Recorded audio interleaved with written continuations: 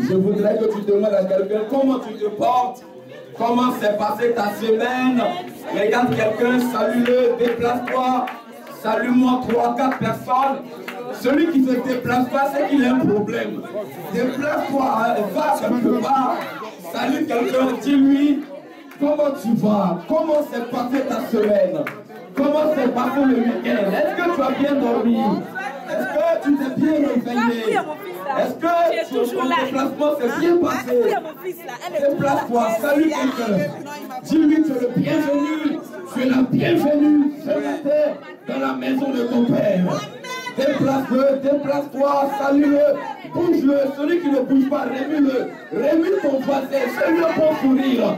Est-ce que quelqu'un peut de sa position là où il est pousser un cri de joie à la gloire de mon Père? Non, tu ne comprends pas. Est-ce que quelqu'un peut pousser un cri de joie à la gloire de Dieu? Je ne suis pas convaincu. Est-ce que quelqu'un peut crier oh yes? Dis-moi oh yes! Dis-moi oh yes! Non, tu parles pas bien, dis oh yes! Si le pianiste n'est pas là, ça ne doit pas t'amener à devenir froid. Dis quelqu'un oh yes! Regarde ton voisin, dis-lui ce matin. Tu ne partiras pas comme tu es venu. Non, je suis en train de prophétiser. Dis-lui ce matin, tu ne partiras pas comme tu es venu. Je ne sais pas comment tu es arrivé. Je ne sais pas comment tu es venu. Mais ce matin, tu ne partiras pas comme tu es venu. Quelqu'un lève la main droite vers le ciel. Je prends des photos. Merci Vianney, tu peux t'approcher vite. Tu lèves la main droite vers le ciel là. Et tu vas dire Seigneur. Seigneur.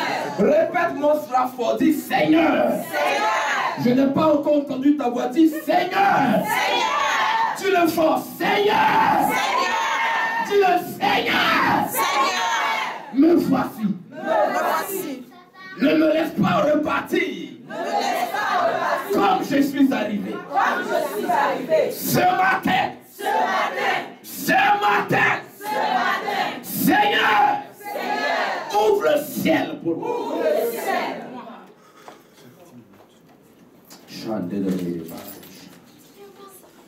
Dis ce matin. Ouvre le ciel pour moi.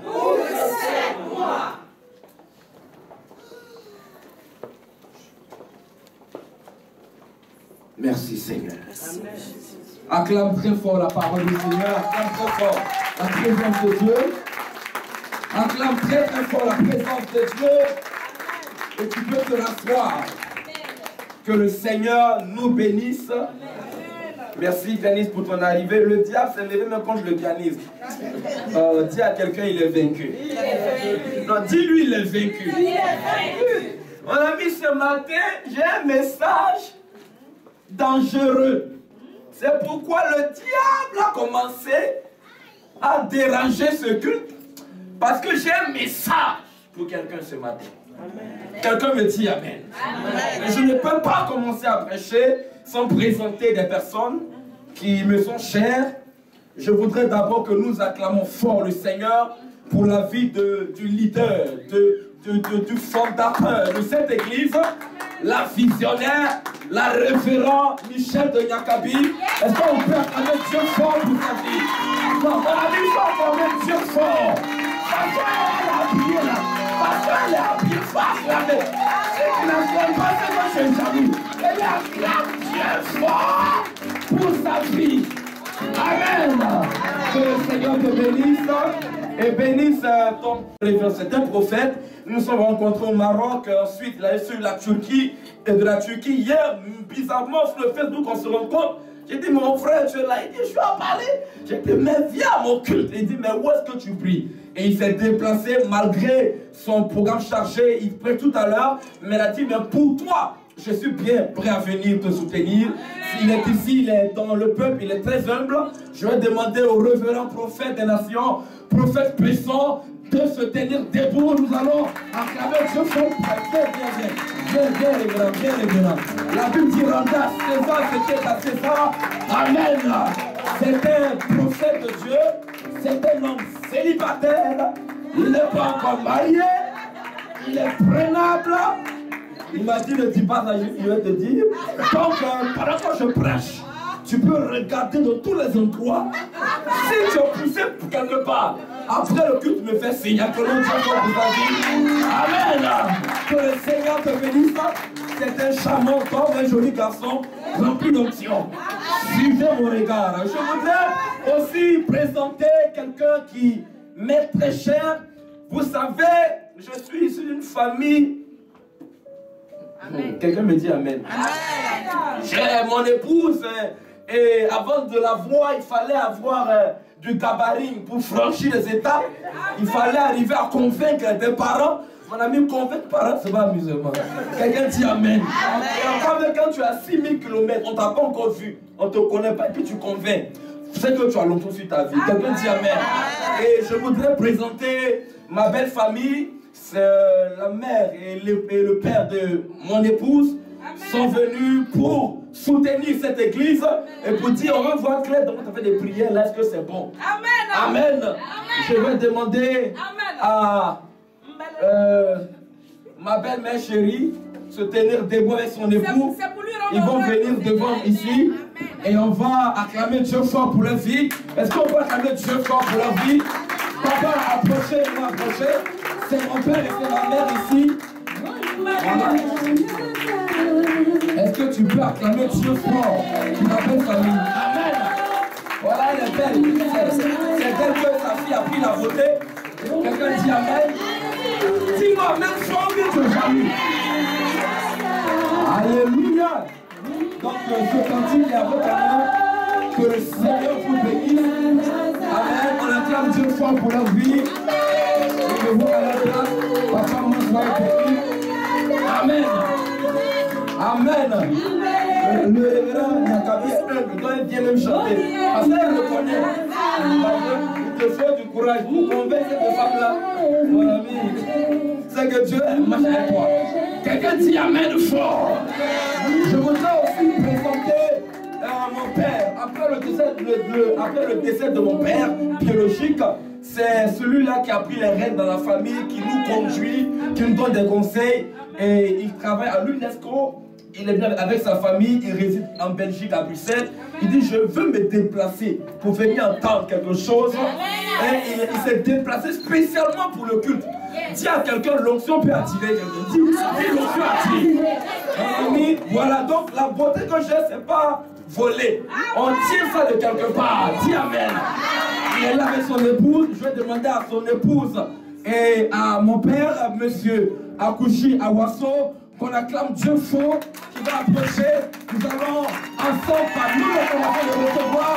Quelqu'un acclame Dieu fort pour sa vie. Acclame Dieu fort. C'est mon père, ici en France, en Europe. C'est mon père, c'est ma mère. Donc, quand tu le vois, tu m'as vu. Quelqu'un dit Amen fort. Dis-moi Amen fort. Voilà, monsieur Akouchi, son épouse. Voilà, mais il a des offrandes, donc c'est pas en fait je l'ai appelé. Parce qu'il a des offrandes. Dis à quelqu'un il a des offrandes. Non, dis à quelqu'un il a l'offrande. Est-ce que tu peux acclamer Dieu fort? Amen. Papa, soyez béni. Revenez à votre place. Amen. Amen. Amen. Donc, il est en train de m'ouvrir des portes sur Bruxelles. C'est dangereux, ça. C'est dangereux. De nous ouvrir. Il ne faut pas te mettre. De nous ouvrir, on se comprend. On se comprend. Quelqu'un dit Amen. Amen. Alléluia. Je voudrais aussi, avant de prêcher, dire merci à Dieu pour ma fille, pour la servante de Dieu Claudine qui est passée avant moi, la chair, qui a donné un message. J'étais dehors, mais j'entendais ma fille. C'était très bien, très bien, très bien, très très bien. Que le Seigneur te bénisse. Et aussi, dis merci à ma fille, à ma fille chérie. Ça, ma fille chérie, ça, on ne la touche pas. Voilà, ça, c'est ma fille chérie. Christelle Assi Yahou, on acclame très fort Dieu pour sa vie. Que le Seigneur te bénisse. La Bible va parler dans cette histoire d'une fille. Cette fille était jeune. Elle avait entre 14 et 16 ans. Et elle s'appelait Marie. Et quand vous lisez bien cette histoire, pour ceux qui ont l'habitude de lire les histoires bibliques, vous allez remarquer qu'il y a une sorte d'erreur dans l'esprit de ce message, de cette histoire. Pourquoi? Parce que cette histoire commence directement, l'histoire commence déjà à parler directement de Marie. Alors que ce n'est pas l'esprit de la Bible. L'esprit de la Bible, quand il commence à parler d'une histoire, quand il commence à parler de quelqu'un, il commence à parler d'abord par ses origines. Quand Dieu veut présenter une personne, Dieu le présente par sa source. Dieu le présente par ses origines en parlant de sa généalogie. Mais vous regardez avec moi ici que l'histoire commence directement par parler de Marie. La Bible ne parle pas du père de Marie. La Bible ne raconte pas l'histoire de la mère de Marie. On ne connaît pas son père, on ne connaît pas sa mère, on ne connaît pas ses origines. Mais la Bible commence directement à parler d'une vierge du nom de Marie. Je suis venu dire à quelqu'un ce matin que nous sommes arrivés dans un temps où Dieu n'a plus besoin de raconter ton histoire en commençant par tes origines. Quelqu'un n'a pas dit un amen. Je dis, nous sommes arrivés dans un temps où Dieu s'en fout de ton père. Je m'en fous de ta mère. Je ne sais pas ce que tes parents ont fait dans le passé, mais Dieu a décidé aujourd'hui de se révéler dans ta famille en commençant par toi. Celui qui dit amen, cette prophétie lui arrive. Mon ami, je vais dire à quelqu'un ce matin, on ne connaît peut-être pas ton père, on ne connaît peut-être pas ta mère, ton père et ta mère n'ont pas eu de grand nom. Mais je suis en train de dire à quelqu'un, on va commencer à parler de toi ici à Paris. Celui qui dit, oh yes, la prophétie s'attache à sa vie. Je dis, on commencera à parler de toi. On parlera de toi dans cette nation. Dieu va donner à quelqu'un ici la renommée. Je vois dans cette salle quelqu'un sur la vie de laquelle la gloire de Dieu va tomber parce que Dieu commencera à te présenter. On parlera de toi. Je ne connais pas ton père, je ne connais pas ta mère. Dieu s'en fout de tes origines. Dieu s'en fout de ce que tes origines ont fait dans le passé. Mais Dieu a décidé de commencer par toi. Amen. Et la Bible dit qu'il y avait une femme qui s'appelait Marie. Mon ami, Marie, tu peux t'arrêter mon frère. Dieu bénit. Mon ami, Marie, le nom que porte cette fille est un peu drôle. Quelqu'un me dit amen. Amen. Marie est un nom qui est tiré de Mara. Mara veut dire amer, amertume, douleur, souffrance. Donc, les parents de Marie avaient un problème. Ils ont tellement souffert dans leur vie qu'ils ont collé à leur enfant qui vient de naître un nom négatif. Et c'est de Mara qu'est sorti le nom Maria. Myriam, Mariam.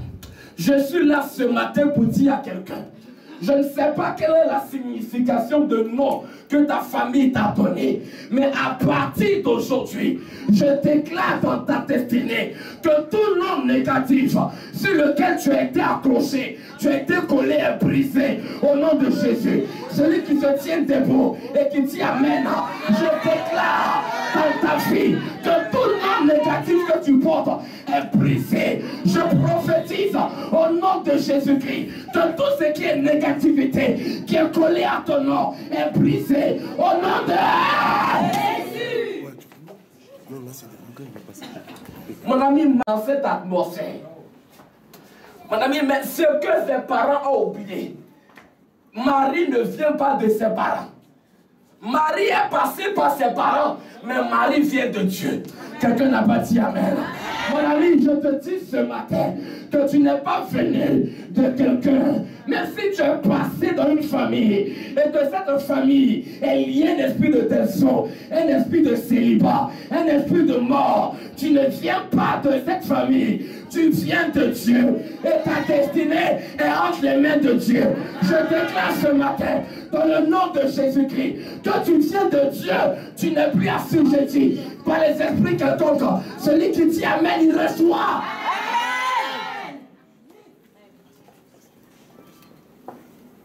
Mon ami, c'est pour cela qu'il faut faire attention au nom que tu donnes à ton enfant. Parce que donner un nom à un enfant, c'est prédire son avenir. Amen. Comment tu peux appeler ton enfant de souffrance? Comment tu peux appeler ton enfant de colère? Priez pour ma fille, Claudine. Son nom veut dire celle qui fait peur. C'est quoi le nom de ma fille? Ogua. Embêtée, c'est ça non? Celle qui fait peur. Mais mon ami, tu fais peur. Comment tu vas attirer un homme? Parce que quand l'homme arrive, il tombe sur ton nom qui fait peur. Donc tu dégages une atmosphère pour repousser. Donc, les parents, parce qu'ils ont vécu des histoires, ils collent leur nom à ce nom-là à leurs enfants. Parce que les Juifs sont comme les Africains. Ils donnent un nom à l'enfant en fonction des circonstances qu'ont vécu la famille ou en fonction des événements qui ont précédé la naissance. Donc s'il y a un malheur qui est arrivé avant qu'il ne naisse, on l'appellera malheur. Mais je refuse ce matin. Je vois quelqu'un dans cette salle-là dont ton nom ne t'influence plus. Je suis en train de prophétiser. J'ai reçu l'ordre de déclarer ce matin. Je vois dans la salle quelqu'un qui était assujetti par un nom, mais ce nom ne te domine plus. Quelqu'un me dit je refuse. Quelqu'un dit je refuse. Quelqu'un dit je refuse. Au nom de...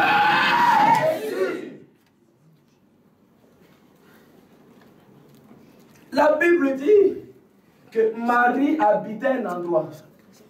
Quelqu'un me dit Réma. Tu peux m'aider bien ici. Je sens l'atmosphère lourde. La Bible dit qu'elle habitait un endroit qui s'appelait Galilée. Or, Galilée est une contrée qui signifie en hébreu Galil. Or, Galil veut dire cercle. Et elle habitait un cercle.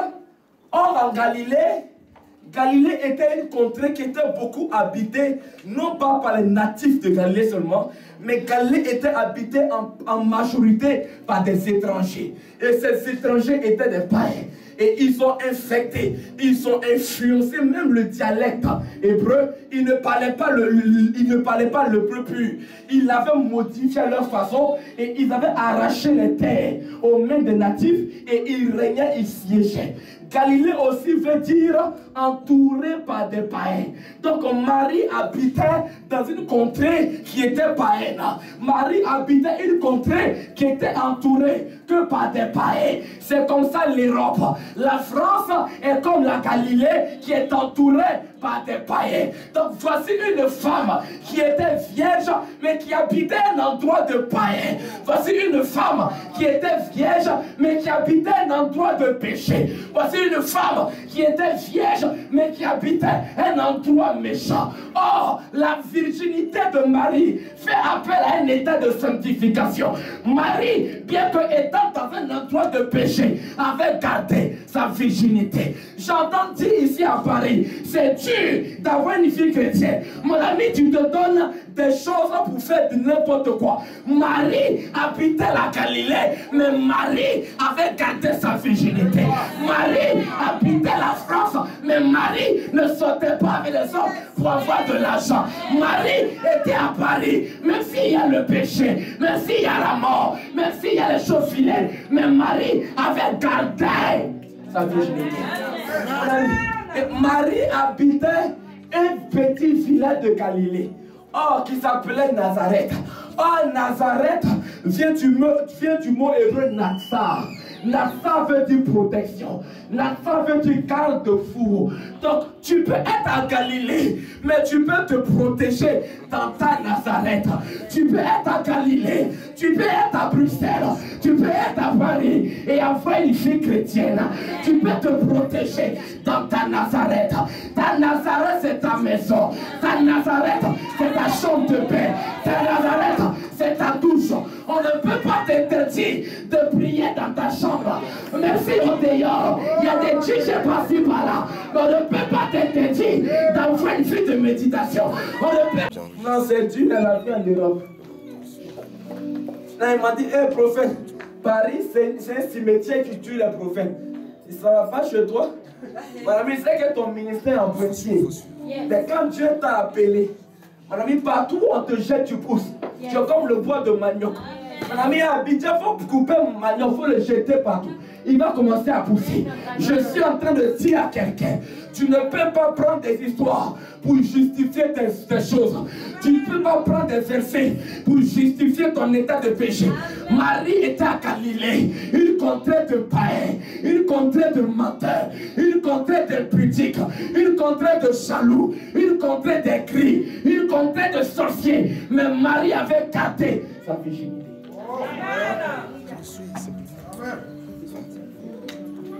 Mon ami. Et la Bible dit que dans ce temps, Marie avait gardé son état. Or, quand vous lisez bien la Bible, Dieu avait donné la dernière prophétie dans le livre de Malachie.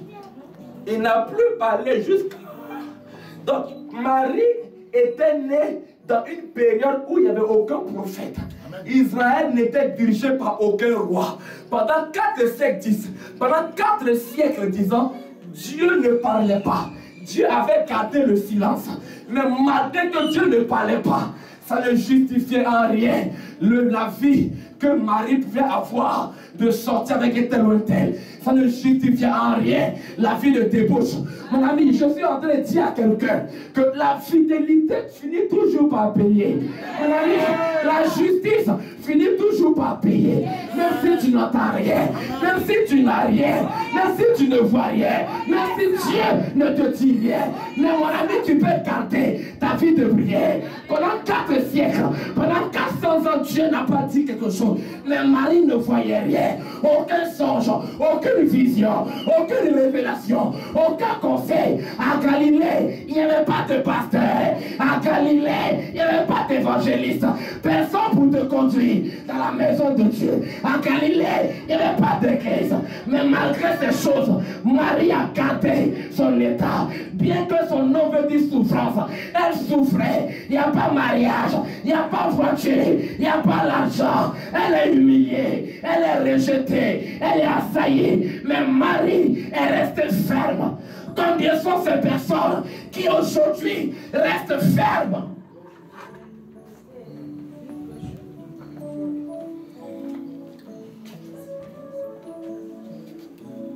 Quelqu'un me dit Amen. Amen. Il faut arrêter ça. Amen. Non, Paris c'est tu. Dis à quelqu'un tu mens. C'est que toi-même tu aimes pécher. Dis-lui ça, tu aimes pécher. Non, à Paris, ça ne peut pas prier. Et à Paris, on ne peut pas évangéliser. Si tu évangélises, on te met en prison. Mon ami, Galilée était comme ça. Non, à Paris, c'est Dieu. Mon ami, qui t'a dit? C'est la réalité que tu vois. Mais dans la vérité, ce n'est pas Dieu. Mon ami, celui qui marche avec Dieu, il fera des exploits. Même si Dieu ne te montre rien, mais garde ta vie d'intimité avec Dieu. Même si Dieu ne te montre rien, mais reste en prière. Il y a un jour, il va se révéler à toi. Un jour, il va t'apparaître. Et ce jour aujourd'hui est arrivé. Je dis, ton jour est arrivé aujourd'hui. Je dis, ton jour est arrivé aujourd'hui. Je pensais que tu allais dire yes, afin que je continue de parler. Ton jour est arrivé aujourd'hui. Quelqu'un me dit Amen. Amen. C'est rien. Nazareth avait un sous-sol pauvre. Nazareth était économiquement faible. Et il y avait une phrase qui était sortie comme quoi que personne ne peut sortir de Nazareth. Aucun juge, aucun avocat, aucun député, aucun homme d'affaires, aucun milliardaire n'est sorti de Nazareth. C'est pourquoi Nathanaël a été étonné quand ils sont venus lui dire, est-ce que tu connais Jésus-Christ de Nazareth? Il dit non. Pourquoi tu dis Jésus de Nazareth? Parce que n'as-tu pas appris qu'aucun prophète ne peut sortir de Nazareth? Mon ami, Nazareth c'est comme ta famille. Nazareth c'est comme ta génération. Personne n'est sorti de là. Dans ta famille, personne ne s'est marié. Dans ta famille, personne n'a pu avoir 1 milliard. Tout le monde s'arrête à 100 000, à 200 000, à 200 euros. Mais tu n'as jamais eu 30 000 euros. Quand tu entends 30 000 euros, c'est à la télé. Tu n'as jamais possédé ça dans ton compte. Je suis en train de dire à quelqu'un, à partir d'aujourd'hui, tu vas devenir la surprise dans ta famille. Je croyais que tu allais briser des cris de joie. Je croyais que tu allais te tenir debout. Je dis, quelqu'un va devenir la surprise dans sa famille. Tu vas devenir la personne qui va sortir de Nazareth. Même si personne n'a dit que de ta famille, il peut sortir du miel, mais de toi sortira le miel, de toi sortira le lait, de toi sortira l'or, de toi sortira le diamant. Oh, je suis en train de dire à quelqu'un, je dis en cette année. Quelqu'un me dit,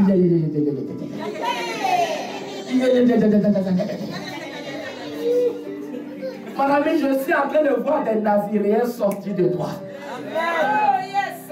Qui est ceux-là qui ont douté à ton appel? Qui sont ceux-là qui ont négligé ton étoile? Qui sont ceux-là qui ont diagnostiqué avant le temps que de toi rien ne peut sortir? Je suis en train de dire à quelqu'un, ils se sont trompés. Je dis tes ennemis se sont trompés. Je dis tes voisins se sont trompés. Tes frères se sont trompés. Parce que de toi sortira le meilleur. En cette année, je le déclare au nom de Jésus. Mon ami, je ne suis pas encore en train de ma prédication. Quelqu'un me dit amen. Amen. La Bible dit que pendant que Marie, bien qu'étant en train de souffrir, Marie était dans une situation pénible, mais elle gardait son intimité avec Dieu. La Bible dit que pendant que Marie cherchait Dieu, Dieu aussi cherchait Marie. Mon ami, tu ne sais pas que pendant que tu marches avec Dieu, tu es en train d'attirer les regards de Dieu sur toi. Quelqu'un n'a pas dit amen. Et la Bible dit un conseil va se réunir pour Marie. Dieu va décider d'envoyer une visitation, d'envoyer une note à Marie. Et la Bible dit que Dieu, elle a vu l'ange Gabriel venir vers elle. Mon ami, l'ange Gabriel veut dire l'homme le plus ce matin, l'ange le plus fort du ciel. Je dis pour ton problème, Dieu envoie ce matin l'ange le plus fort du ciel. Oh, tu ne me comprends pas. Je dis, je parle à quelqu'un.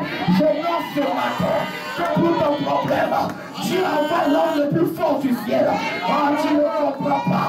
Celui qui dit amen j'aggrave. Dis-moi amen j'accélère. Je dis l'ange le plus fort du ciel arrive pour régler ton problème. L'ange le plus fort du ciel est là ce matin.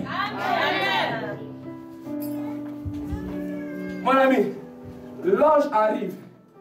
L'ange dit à Marie, je te salue. C'est maintenant qu'il commence à prêcher. Dis-moi prêche.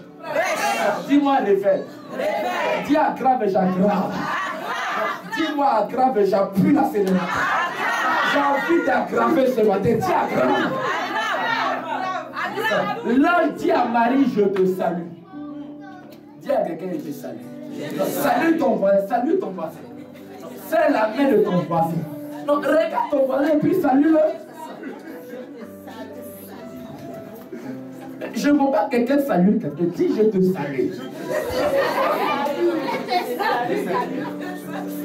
Tant que tu ne salues pas, je ne prêche pas. Dis je te salue. Je te salue. Tu regardes, quand tu lis, tu as comme l'impression que l'ange a dit à Marie bonjour.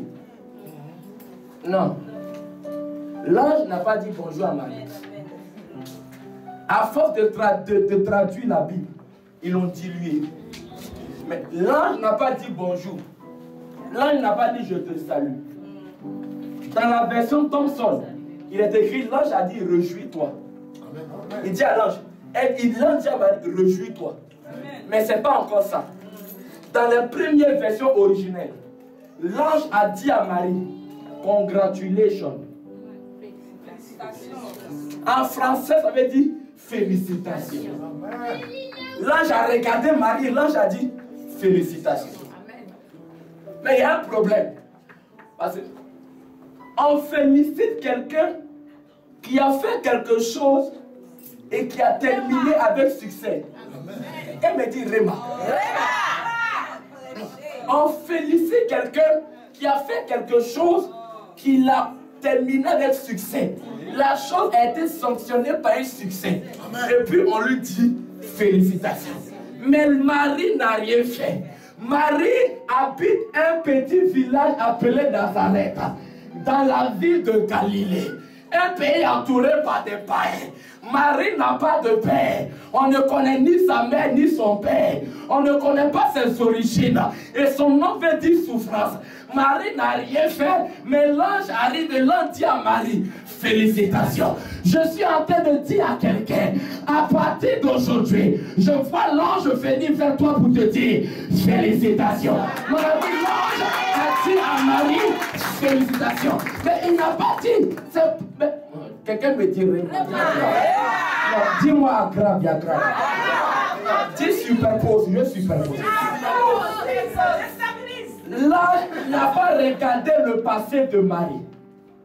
L'ange, pour dire félicitations, n'a pas regardé à son passé. L'ange n'a pas regardé à son présent. Mais l'ange a regardé son futur. Et quand l'ange a vu son lendemain, l'ange a dit félicitations. Mon ami, je suis en train de te dire ce matin, je ne regarde pas ton passé. C'est pas ton présent qui m'intéresse. C'est pas ton passé. Mais mon ami, je regarde ton lendemain. Et je te dis félicitations. Comment a regardé ton voisin. Et puis tu lui félicitations. Raya Kachante Torah. Mon ami, l'ange a dit à Marie, félicitations. Dis à ton voisin, félicitations. Félicitations.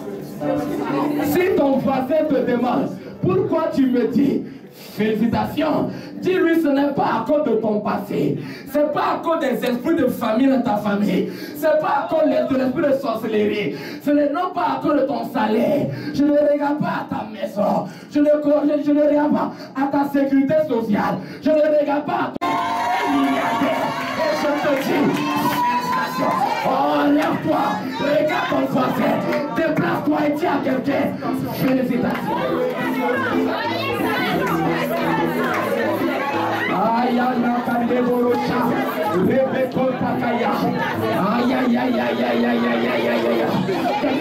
la félicitation. Quand on félicite quelqu'un dans l'armée, on prend une position de garde à vous. On le regarde, ce qui veut dire je suis au respect. Et puis on dit félicitations. Mon ami, je suis en train de voir dans ta famille les esprits de mort. Prends une position de garde à vous devant toi pour te dire félicitations. Je vois l'esprit d'échec qui va comprendre que tu es son patron. Il va prendre une position de garde à vous. Là, je suis au serré patron pour te dire félicitations. Je vois que tu ne comprends pas. Je suis en train de voir. Les frères de Joseph se sont mis à genoux devant lui. Ils ont enlevé leur chapeau. Ils lui ont dit félicitations. Je suis en train de prophétiser dans la vie de quelqu'un. Je vois des gens qui n'ont pas pu en ton lendemain. Ils vont te voir rouler dans ta Qashqai. Ils vont te voir rouler dans ta Risquette. Ils vont te voir avec l'alliance au doigt. Ils vont se mettre au serré et te dire félicitations. Je vois l'esprit de sorcellerie qui avait régné dans ta famille comme un homme fort, mais il sera tellement humilié, il va se mettre en position de garde à vous pour dire Stéphanie, félicitations. Je déclare ce matin dans ta famille que tu vas devenir le roi, tu seras la reine. C'est toi qu'on va féliciter. Charlotte, l'on va te féliciter. Je déclare en février, tu seras félicité. En mars, tu seras félicité. En avril, tu seras félicité. En mai, tu seras félicité. En juin, tu seras félicité. En août, tu seras félicité. Regarde ton voisin, dis-lui félicitations. Félicitations.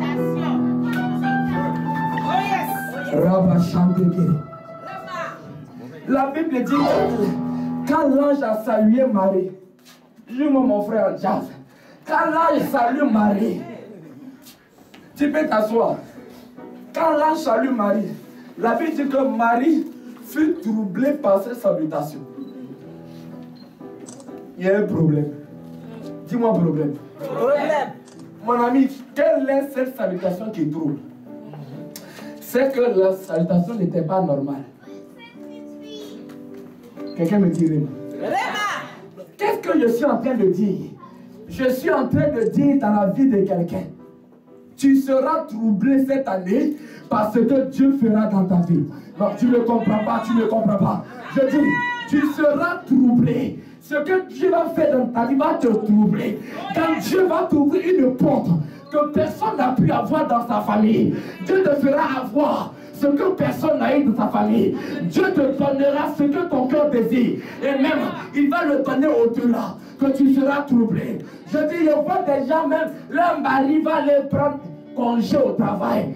Parce que c'est comme si tu n'as jamais regardé. Parce qu'il sera troublé. Je dis, il va être troublé. Je vois des gens qui seront troublés. Dieu va troubler ton entourage par le miracle qu'il va t'apporter. Tu n'as pas dit amen, tu ne crois pas. Tu ne crois pas. Je dis, Dieu va troubler tes ennemis. Je dis, Dieu va troubler l'adversité. Tes ennemis seront troublés. La mort sera troublée. Les jaloux seront troublés. Les églises seront troublées. Ils n'ont qu'à bien te regarder parce qu'ils seront troublés. Tape la main de ton volet, dis-lui, regarde-moi. Parce qu'en cette année, tu seras troublé. Oh, celui qui parle bien, le trouble commence. Celui qui parle bien, le trouble arrive. Le trouble arrive. Mon ami, en cette année, tu avais été troublé par la malédiction. Mais tu seras maintenant troublé par la bénédiction. Mon ami, tu as déjà vu une maison qui trouble. Tu n'as pas encore vu. C'est pourquoi tu dis pas Amen. Amen. Mais si tu voyais ton lendemain que je vois, tu allais dire Amen fort. Dieu a dit à Salomon, je te rendrai riche sur la terre. Il n'y aura pas de roi tombe sur la terre plus riche que toi, avant comme après. Amen. Mon ami, la richesse de Salomon le dépassait. Jusqu'à la reine de Séba s'est dépassée elle-même. Parce qu'ils étaient troublés. Je suis en train de dire dans la vie de celui qui me dit Amen fort, que cette année, ce que Dieu va faire dans ta vie. Mon ami, le texte c'est j'ai reçu l'ordre de prophétiser. Je suis en train de parler comme ça dans l'atmosphère spirituelle. Celui qui a la foi qui dit Amen, il accroche cette parole. Je dis en cette année, quelqu'un sera troublé. Parce que le travail des 7000 héros ils vont te donner. Toi-même tu seras troublé. Les connexions que Dieu va t'apporter, toi-même tu seras troublé. Les relations dans lesquelles Dieu t'enverra, tu seras troublé. Mon ami, tu ne crois pas? Amen. Tu ne comprends pas? Si. Mon épouse est là. On est en jeûne depuis le 1er février, d'autres le 2, le 3. Mon ami, depuis avant-hier, je suis troublé. Elle est là. Mon fils m'a invité au Gabon. 2 autres encore m'ont invité du Gabon. Ça court. Je ne sais pas comment ils voient maintenant mes photos. Avant, il était ami et moi, ils voient. Mais maintenant, ils voient différemment. Je dis, on veut t'inviter au stade de Libreville. Ils sont en train de remuer cette terre. Ils m'ont appelé de Kenya. On dit, on veut que tu viennes en mars. Ils m'ont appelé de Zambie. On dit, il faut venir en avril. Elle est là. Ils m'ont appelé de Zimbabwe. C'est anglais seulement. Je me parle en anglais. Oui, allô. Yes. Yes, I want to invite you. L'ambassade de Kenya ici à Paris m'a déjà appelé. On nous a appelé pour dire, on veut que tu viennes. Vous êtes où? On m'appelle déjà. Préparez-vous. Canada, ils m'ont déjà invité en été à Montréal. L'invitation est déjà arrivée. Ça fait déjà Zimbabwe, Kenya qui a déjà ouvert l'invitation. Dans ces jours, ça tombe dans ma boîte. Non, je ne comprends pas. On dit non, on veut que tu viennes. Kinshasa m'a appelé hier. On veut que tu viennes. Moi-même, je suis troublé. Parce que je me regarde. Je regarde les églises de 5000 membres. Et dit, tu vois les photos. On dit, on veut que tu viennes. On veut que tu arrives. On veut te connecter. Et tu es où? Donne-nous ton numéro. Je commence à être troublé. Non, celui qui comprend ce que j'annonce va comprendre que Dieu ne regarde pas à tes faiblesses, il ne regarde pas à tes défauts. Mais quand le temps de Dieu arrive dans ta vie, que la sorcellerie se lève, qu'elle ne se lève pas, quand le temps s'annonce, mon ami, tu ne peux plus faire d'efforts. Tu ne peux plus faire d'efforts. Les gens se lèvent pour venir. Pour rentrer au Gabon, il ne faut pas avoir pasteur dans ton passeport. Non, tu ne rentres pas. Redor bancaire a été bloqué. Oye Dépôt a été bloqué. Dans son jet privé, tu ne rentres pas. Parce que dans son passeport, c'est pasteur. Mais ils sont en train d'appeler le ministre pour avoir la permission que Jean. Il dit, je ne connais pas. On dit, laisse ça, nous-mêmes, on s'occupe de ça. Toi, tu dois rentrer. Mon ami, quand le temps de Dieu arrive pour te troubler, mon ami, tu ne peux plus faire. Tu es arrivé. Tu n'as pas dit un amen. Il y a quelqu'un qui m'a appelé depuis Abidjan. Facebook hier, avant-hier. Il m'appelle, il travaille à l'aéroport, il est le chef d'agent, chef d'avion. M'appelle. Il y a de l'eau dans son poumon. On l'opère, ça finit pas. La femme a vu mon Facebook, elle dit, papa, je sais que toi, on ne se connaît pas, mais Dieu peut faire. Il est à la clinique, l'indemnité, ça ne va pas, il est sur le point de mourir. J'ai dit, appelez-le-moi, achetez l'huile vite. Ils ont acheté, j'ai versé. J'ai dit, versez ça sur lui rapidement. Mon ami, ils l'ont fait sortir hier de l'hôpital. Tu ne comprends pas ce qui se passe. Mon ami, ta foi est encore petite. Il dit, tellement j'ai bombardé pour le monsieur. Avant-hier, dès qu'il dit amen, sois guéri. Ma connexion s'est coupée, le téléphone est coupé. J'ai appelé ma belle, m'a dit, il y a un problème. Parce que le diable a compris, il ne peut pas. Mais il ne peut pas bloquer. Le monsieur est déjà guéri. Je suis en train de dire à quelqu'un, quand le temps de Dieu arrive, il faut attacher le pain. Il ne faut pas prendre mèche. Mais quand le monsieur te voit et dit, c'est toi, il veut marier. Mon ami, je suis en train de dire à quelqu'un, quand le temps de Dieu arrive, talon, ça fait rien. Il y a des gens qui ont talon à Paris, ils avaient 20 ans. Mais il n'y a pas l'homme qui dit bonjour. Il y a des gens qui ont voiture à Paris, mais il n'y a pas l'homme qui vient pour marier.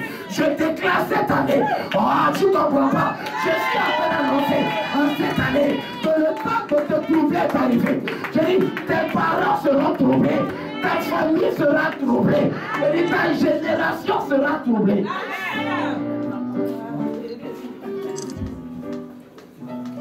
Il doit y faire rêve. Ils vont ma famille faire réunion. Dans le rêve, là, il les voit, il parle. Comment il a fait pour arriver en France? Ils sont au moins 30. Ça part en rêve. Et j'apparais, il dit, il y a quoi ici?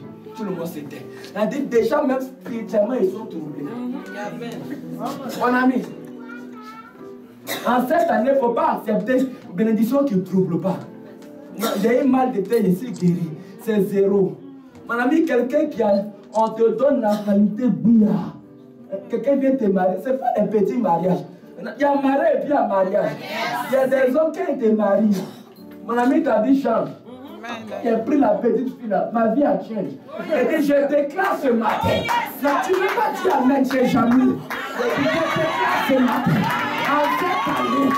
Oh, Dieu va troubler la vie de quelqu'un ce matin. Celui qui se tient debout. Et puis qui dit amen. Le trouble de Dieu descend. Le trouble de Dieu descend. Le trouble de Dieu descend. Au nom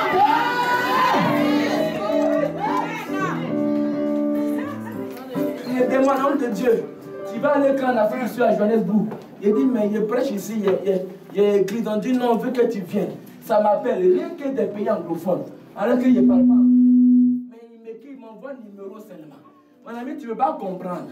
Tu ne peux pas accepter parce que tu ne comprends pas. Je suis en train de dire à quelqu'un, je dis ton travail que tu fais est tellement petit. Dieu a vu que c'est insignifiant. Dieu te réserve ce que tu n'as pas pensé. La Bible dit, ce à quoi l'homme n'a point pensé, ce qui n'est pas monté dans le cœur de l'homme, c'est ce qu'il a réservé pour ses enfants. Ce que Dieu a réservé pour toi est au-delà de ta pensée. Je dis, tu seras troublé. Quelqu'un me dit amen. L'ange lui dit, ne crains point, car tu as trouvé grâce aux yeux de Dieu. Dis à quelqu'un, ne crains point. Dans la Bible, il a écrit 366 fois ne crains point. C'est pour dire que chaque jour de la vie, un homme ne doit pas craindre. Ils ont jeté ces hommes dans la fournaise ardente. Ils n'ont pas eu peur. Mon ami, quelqu'un me dit Réma Jagref. Ils ont jeté Shadrach, Abednego dans le trou, dans la fournaise. Il y avait des lions, tout ça. Et puis le matin, c'est ceux-là qui les ont jetés. Eux-mêmes n'ont rien compris. Hein. celui qui l'a jeté vient le matin et dit, aïe, mais qui est cette quatrième personne au milieu de vous que eux-mêmes, toute la nuit, n'ont pas vu? Eux-mêmes ne savaient pas qu'il y a quelqu'un au milieu. Mais ses ennemis ont vu. J'ai dit, tu ne peux pas comprendre ce qu'il t'annonce. J'ai dit, tes ennemis vont voir même ce que toi tu ne vois pas. Et dit, quel est cet ange qui marche avec maman Bernadette, qui fait que je ne peux pas la manger? Je suis en train de dire à quelqu'un, ne crains point. Tu n'as pas à avoir peur. Tu as peur de quoi? Esprit de famille. Tu as peur de quoi? Tu as peur de quoi? Quel est cet homme? Comment tu peux entrer dans une opportunité et puis avoir peur? Il y a des gens qui vont demander de travail et puis ils tremblent. Comment tu t'appelles? Il m'appelle. Tu as peur déjà. Oh, Job a dit, ce que je crains m'arrive. Ce dont je redoute finit toujours par m'atteindre. Dis à quelqu'un, ne crains rien, ne peur de rien. Je ne sais pas quelle est la démarche que tu veux mettre maintenant sur pied. Je ne sais pas quel est ton projet, mais j'entends une voix dans le ciel qui me dit, dis-leur, ne craignez rien, parce que j'ai vécu le monde. Dis à quelqu'un, ne crains rien, parce que j'ai vécu l'adversité. Jésus a vaincu le monde. Mon ami, tu es plus que vainqueur. Amen. Tu n'es pas vainqueur. Tu es plus que vainqueur. Amen.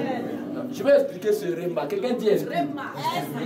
Je vais demander à ma belle amie de Béni. Maman vient. Elle est son chéri. Papa Choco vient arriver. Il est très bien habillé. Acclamons Dieu fort pour lui. Approchez. Voici l'histoire. Voici. C'est un boxeur. D'accord? Il est sur le ring. Il combat. Il frappe.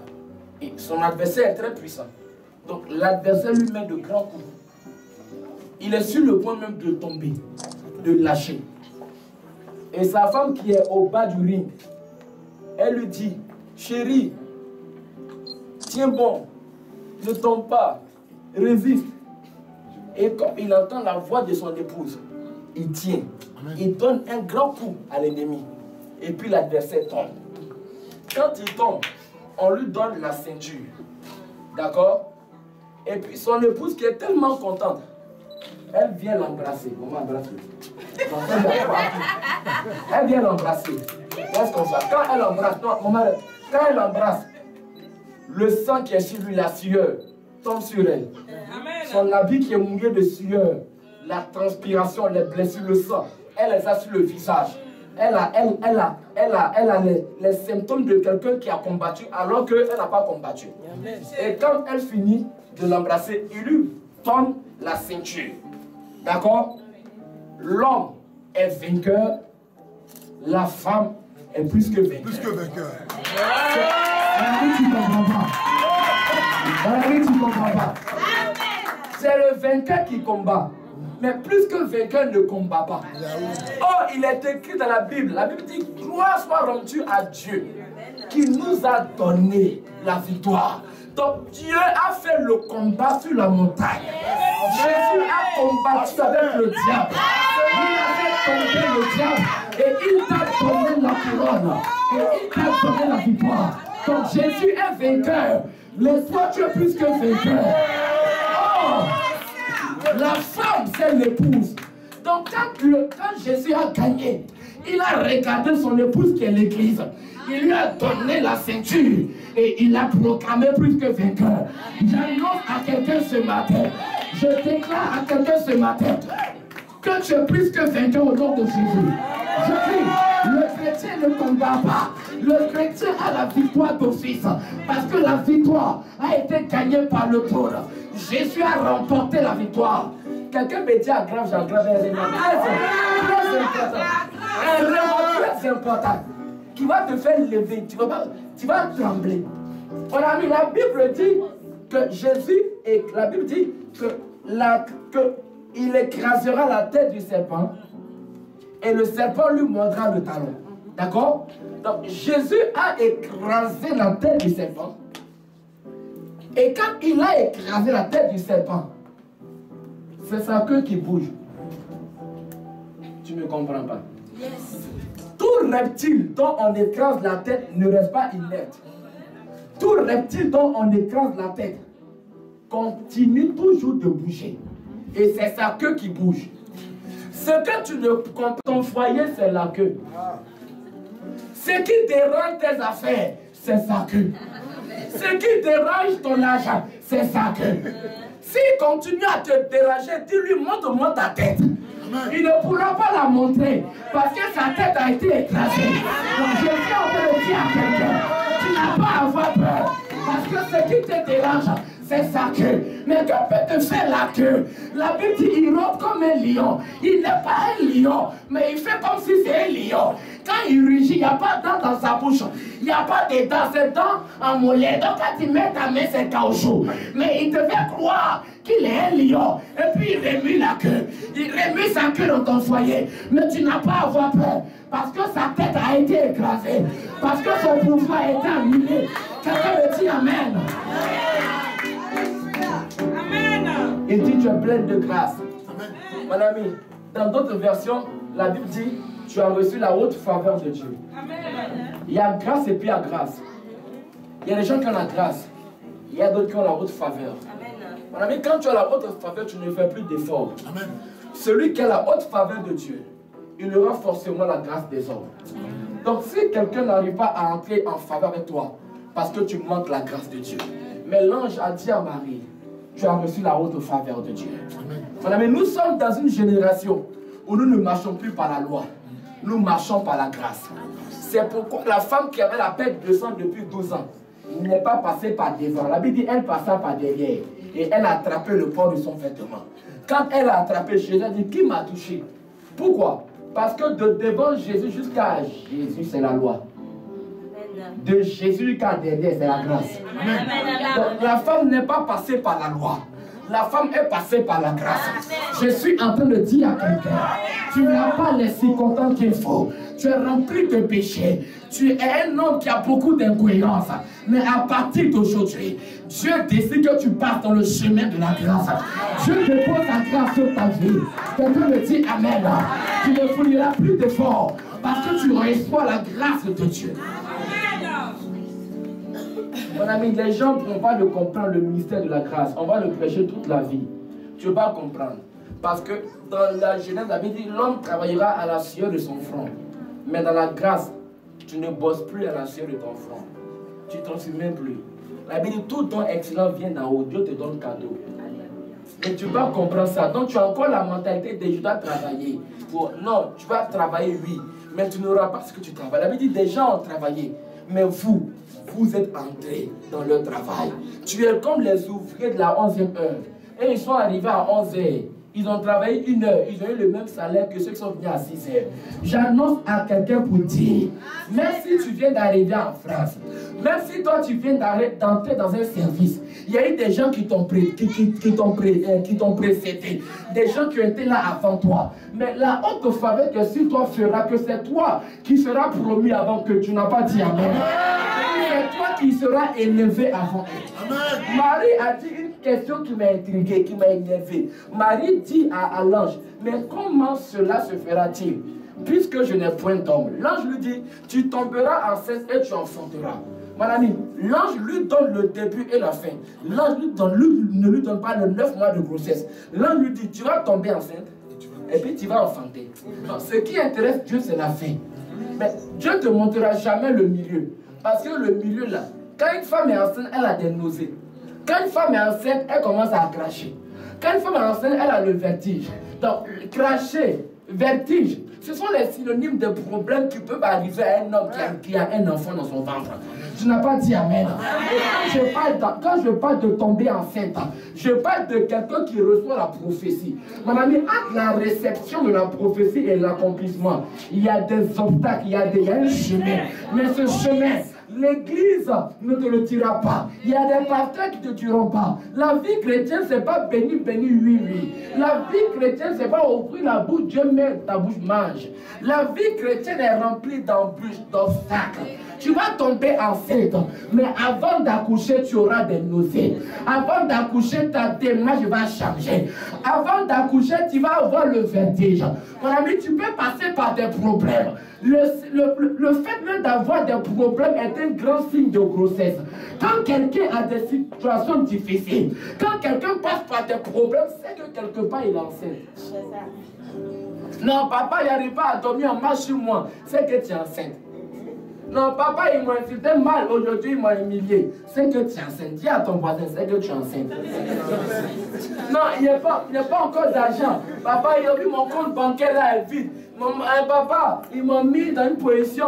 Papa, mon compte est à sec. Je suis à découvert. C'est que tu es enceinte. Non, ils m'ont mis interdit bancaire. Ils ont gâté ma voiture. J'ai fait un accident sur la route. Le pneu s'est percé. Papa, c'est quoi cette sorcellerie? Non, tu es enceinte. Quand quelqu'un est enceinte, il y a des signes qui arrivent pour lui montrer qu'il est enceinte.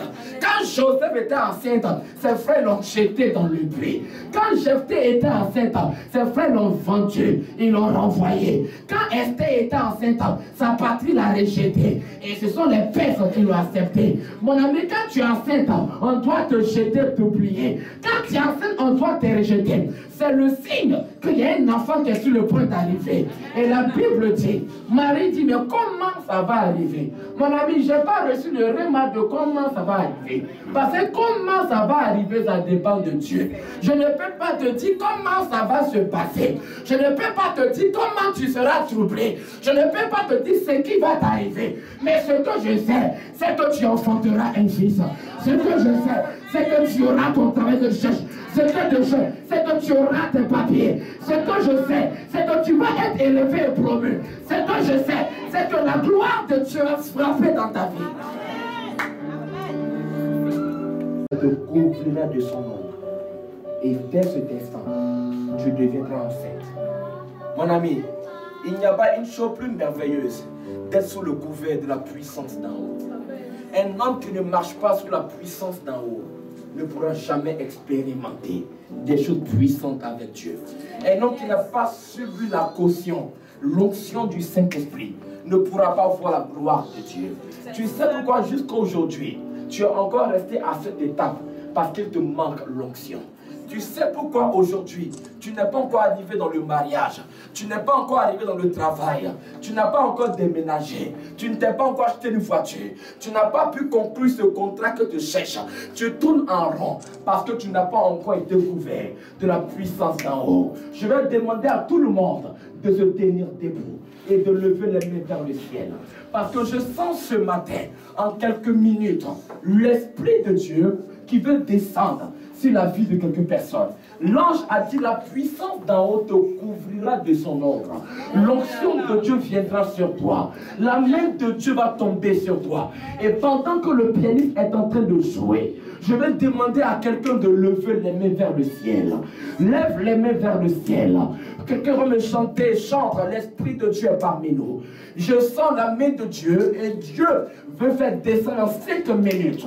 Il veut faire tomber sur la vie de quelqu'un la puissance d'en haut. Mon ami, ce que je vis aujourd'hui est le résultat de la puissance d'en haut. Ce qui marche dans ma vie, c'est la puissance d'en haut.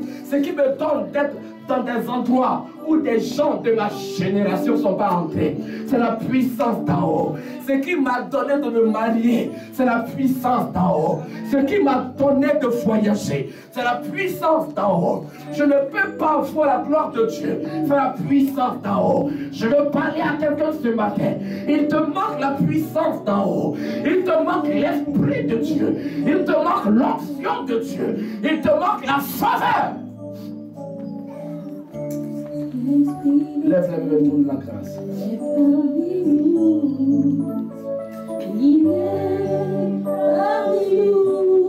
Dieu veut répandre sa grâce sur la vie de quelqu'un.